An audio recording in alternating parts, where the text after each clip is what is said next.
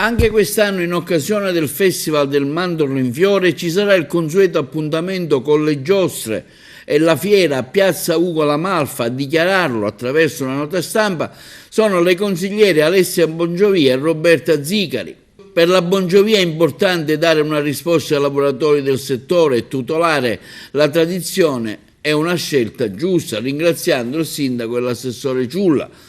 Mentre per la consigliera Zicari bisogna per i prossimi anni sostenere la necessità di creare un ente strumentale, una fondazione che si occupi di organizzare il Festival del Mandorlo e altri eventi culturali cari alla nostra città, come ad esempio le Febodoro, la settimana pirandelliana, le feste di Persefone, una struttura insomma, chiede la Zicari, che metta insieme più istituzioni e soggetti privati che per tutto l'anno lavori con professionalità e con personale a ciò dedicato, all'organizzazione e alla promozione dei suddetti eventi, intercettando i finanziamenti pubblici e privati e puntando alla sostenibilità data anche dagli incassi. Intanto dall'assessore Ciulla arriva l'assicurazione che la festa del Mandorlo si farà, in quanto nei giorni scorsi erano stati ipotizzati tempi incerti e lunghi per i finanziamenti della festa, giunta alla sua 75esima edizione.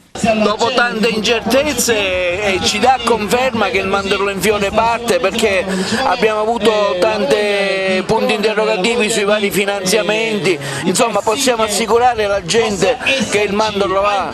Beh, il Mandorlo in Fiore sicuramente sarà fatto, quindi c'è un impegno importante da parte dell'amministrazione comunale e anche degli altri enti, perché purtroppo, essendo di inizio anno, ci troviamo a fare conti con quelli che sono gli strumenti finanziari, quindi è difficile a fine anno programmare una manifestazione di così grande impegno anche dal punto di vista finanziario, e quindi però siamo in linea, ci siamo. In settimana verranno concluse quelle procedure che sono propedeutiche a far sì che l'evento possa svolgersi. È pronto, ci sarà un programma con tantissimi gruppi, quest'anno ci sono circa 32 gruppi, compresi gli adulti e i bambini, che parteciperanno, e quindi vi aspettiamo dal 5 al 12 marzo per vivere insieme questo momento dopo 3 anni di stop a causa della pandemia. I primi eventi pre-saga sono andati discretamente bene, Assessore, ce lo conferma?